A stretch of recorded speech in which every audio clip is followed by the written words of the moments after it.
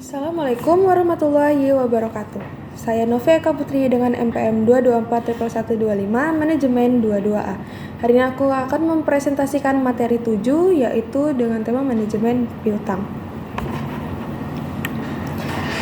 Aku akan menjelaskan pengertian manajemen piutang. Piutang merupakan kekayaan perusahaan yang timbul sebagai akibat dari dilaksanakannya politik penjualan kredit. Kebijakan kredit dengan tujuan mendapatkan laba yang optimal dengan risiko minimal. Piutang adalah tagihan kepada pihak lain di masa yang akan datang karena terjadinya transaksi di masa lalu.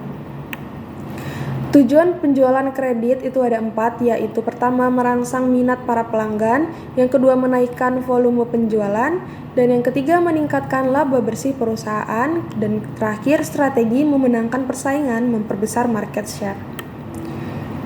Apa sih risiko dari penjualan kredit?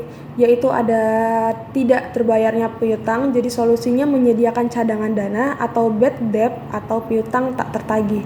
Jadi resiko yang pertama adalah tidak terbayarnya piutang. Solusinya yaitu menyediakan cadangan dana. Dan yang kedua, keterlambatan waktu pembayaran piutang. Itu akibatnya timbul biaya pengumpulan piutang atau cash diskon. Jadi untuk mengatasi cash diskon dengan syarat biaya diskon itu lebih besar dari tambahan laba. Apa sih faktor-faktor yang mempengaruhi besar kecilnya piutang dalam manajemen keuangan? Yang pertama ada kebijakan kredit. Kebijakan kredit perusahaan itu termasuk syarat kredit yang ditawarkan kepada pelanggan, batas kredit, dan syarat pembayaran. Dapat mempengaruhi tingkat piutang. Kebijakan yang lebih longgar dapat meningkatkan risiko piutang tak tertagih. Dan yang kedua ada proses penagihan dan pengelolaan piutang. Efisiensi dalam proses penagihan dan manajemen piutang dapat mempengaruhi besarnya piutang. Proses penagihan yang efektif dapat mengurangi resiko tunggakan dan piutang tak tertagih. Yang ketiga, kualitas pelanggan. Kualitas dan kredibilitas pelanggan juga merupakan faktor penting. Pelanggan dengan catatan pembayaran yang buruk atau tidak dapat diandalkan cenderung meningkatkan risiko piutang yang tidak tertagih. Yang keempat ada kondisi ekonomi dan industri. Mempengaruhi besar kecilnya piutang. Dalam situasi ekonomi yang sulit, pelanggan mungkin mengalami kesulitan membayar piutang tepat waktu. Lalu ada pengelolaan persediaan dan penjualan. Kebijakan pengelolaan persediaan dan penjualan yang efektif dapat membantu mengurangi piutang. Persediaan yang tidak terkelola dengan baik atau penjualan yang lambat dapat menyebabkan piutang yang sangat besar. Kebijakan diskon dan insentif. Kebijakan diskon atau insentif pembayaran dapat mempengaruhi perilaku pembayaran pelanggan. Diskon yang menarik atau insentif pembayaran tepat waktu dapat mendorong pelanggan untuk membayar piutang lebih cepat. Ketiga ada efisiensi sistem akuntansi, yaitu sistem akuntansi yang efisiensi dan terintegrasi dapat mempermudah pemantauan piutang dengan sistem yang baik.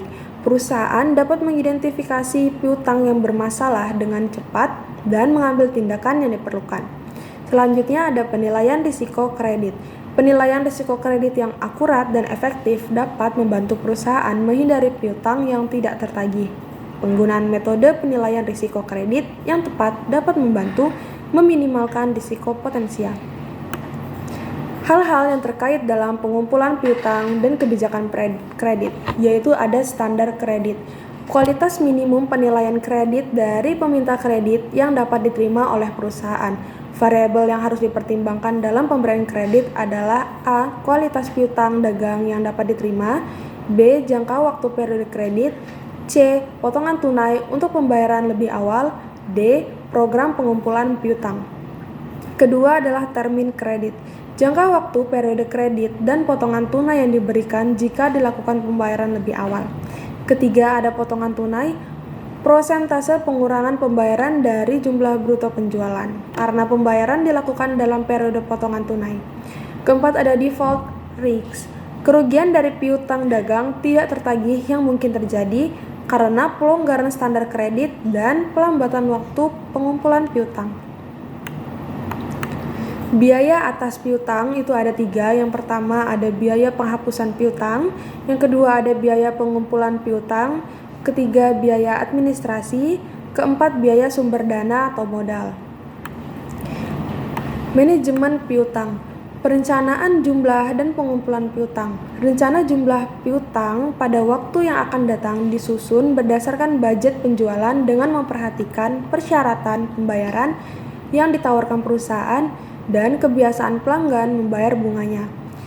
Lalu ada pengendalian piutang. Untuk pengendalian piutang secara ketat perlu dilaksanakan penyaringan langganan, penentuan risiko, penentuan potongan, pelaksanaan administrasi yang berhubungan dengan penarikan kredit, dan penetapan ketentuan-ketentuan dalam menghadapi para penunggak. Lalu selanjutnya ada penggunaan rasio. Jadi pertama, hutang rasio piutang dengan kerugian piutang yang timbul. Yang kedua, hutang tingkat perputaran piutang dan rata-rata pengumpulan piutang. Ketiga, bandingkan rasio di atas dengan tahun sebelumnya, anggaran maupun kelompok industrinya. Penilaian terhadap calon pembeli atau risiko kredit. Pertama itu ada karakter, jadi menyangkut kejujuran, tanggung jawab dalam memenuhi kewajiban. Yang kedua ada capacity, kemampuan untuk membayar hutangnya, dilihat dari aktiva dan jumlah hutang. Ketiga ada kapital, dilihat dari jumlah modal sendiri yang dimiliki perusahaan dari suatu periode, perbandingan antara modal sendiri dan modal asing. Lalu ada collateral, yaitu jaminan dalam pengambilan kredit. Dan ada condition, yaitu kondisi perekonomian secara umum. Langkah-langkah penentuan risiko kredit. Penentuan batas tertinggi risiko kredit. Misal, dalam 5 tahun terakhir terjadi kredit yang tidak tertagih 4%, 3%, 5%, 6%, dan 5%. Maka dapat ditentukan batas tertinggi sebesar 6% dari penjualan kredit, yaitu mengadakan klasifikasi pelanggan. Lalu ada seleksi pelanggan tetap. Perputaran piutang. Perputaran piutang adalah istilah yang digunakan dalam manajemen keuangan untuk mengukur seberapa cepat perusahaan dapat mengumpulkan piutang dari pelanggan. Ini memberikan wawasan tentang efisiensi perusahaan dalam mengelola tagihan dan piutangnya. Perputaran piutang dapat dihitung dengan 2 metode umum, yaitu metode perputaran piutang bersih dan metode perputaran piutang kasar. Berikut ini adalah penjelasan singkat tentang keduanya. Pertama, metode perputaran piutang bersih, Net Receivables Turnover. Metode ini mengukur seberapa cepat perusahaan mengumpulkan piutang setelah memperhitungkan potensi piutang yang tidak tertagih. Rumusnya adalah sebagai berikut. Net Receivables Turnover sama dengan Net Credit Sales dibagi average akun receivable, di mana net credit sales adalah total penjualan kredit bersih selama periode tertentu, dan average akun receivable adalah jumlah rata-rata piutang selama periode yang sama. Yang kedua adalah metode perputaran piutang kasar atau gross receivable turnover.